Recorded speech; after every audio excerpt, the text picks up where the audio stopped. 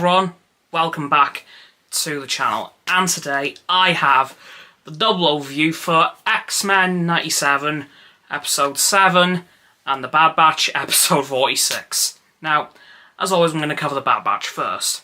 So, episode 46, the second to last episode ever of this show.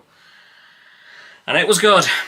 There was two plots going on. Firstly, the Bad Batch landing on Tantis and trying not to get caught, which I'd kind of predicted but not in the way that I was expecting. There was a giant creature that Admiral Rampart sat on, which woke up and then started to chase the Bad Batch, which, was quite interesting for the Bad Batch, but did help the stormtroopers. Well, it did help them escape from the stormtroopers that were chasing them until Admiral Rampart was caught. That's going to be interesting in the next episode. But yeah, there wasn't too much to this episode on the Bad Batch's side. It was more Omega in this episode. We did see her kind of figure out a way to get out of Tantis again. But also, we saw Echo actually infiltrate the base in Stormtrooper armor, which I have no doubt he hated. And eventually, he does find Dr. Carr, who very reluctantly agrees to help him after him basically guilting her, saying, "You're a clone. How can you do this to Omega? You are clones. You are a clone, just like her, just like us. Why?" And it seems that Dr. Carr has a change of heart, which, frankly, I've been expecting for a while. It's been slowly coming on, but it seems that Echo has finally brought it on fully. Now, what's going to happen in this next episode? I don't know. Will the Bad Batch be captured? Will Omega escape with them? I'm unsure. This episode left us with a lot of questions going into next week. However, X-Men 97 episode 7. Oh boy! This was big. For a couple of reasons. One, we find out there is somebody pulling the strings behind the X-Men's recent troubles who isn't Mr. Sinister. Well, it is, but someone else is actually pulling his strings, which I was really surprised to see. We, of course, in this episode also found out, Scott Summers found out that Cable is actually Nathan, his baby. Yeah, that was quite an interesting revelation for him, of course. Jean found out in the last episode, but they officially had it confirmed to them in this episode, which I thought was quite cool. Also in this episode, Rogue went nuts.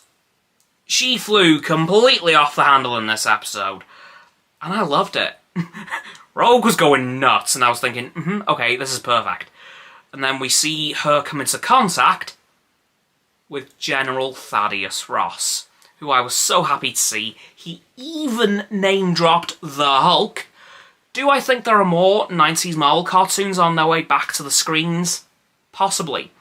Especially after this episode. I do think this episode was helping to kind of re-establish the old Marvel animated universe of the 1990s, which included the Iron Man cartoon, the Hulk cartoon, Spider-Man, Fantastic Four, and the Avengers cartoon.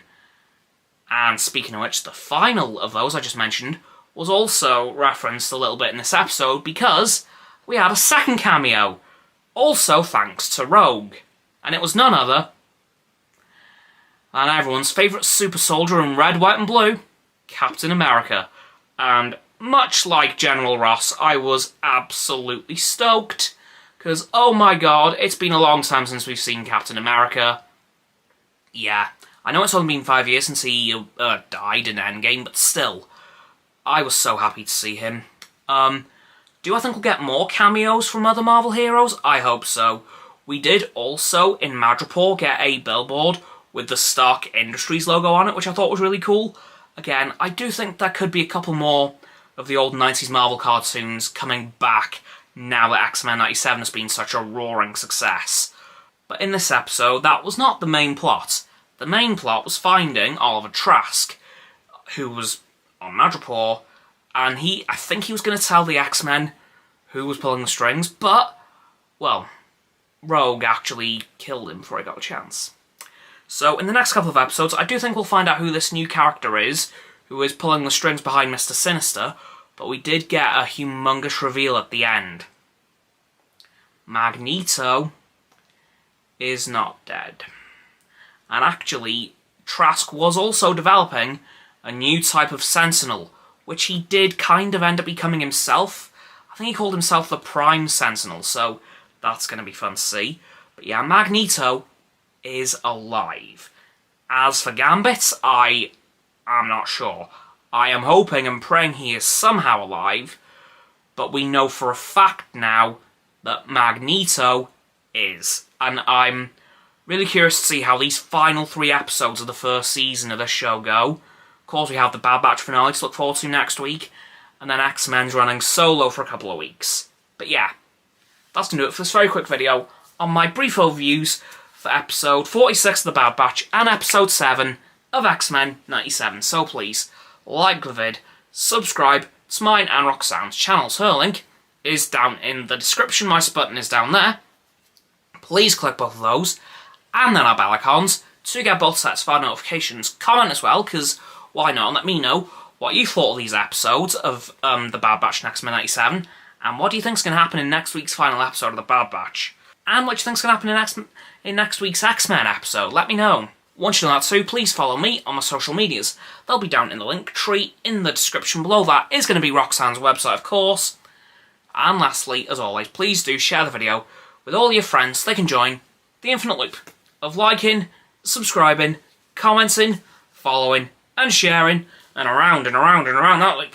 And I'll see you guys tomorrow with another video. Goodbye!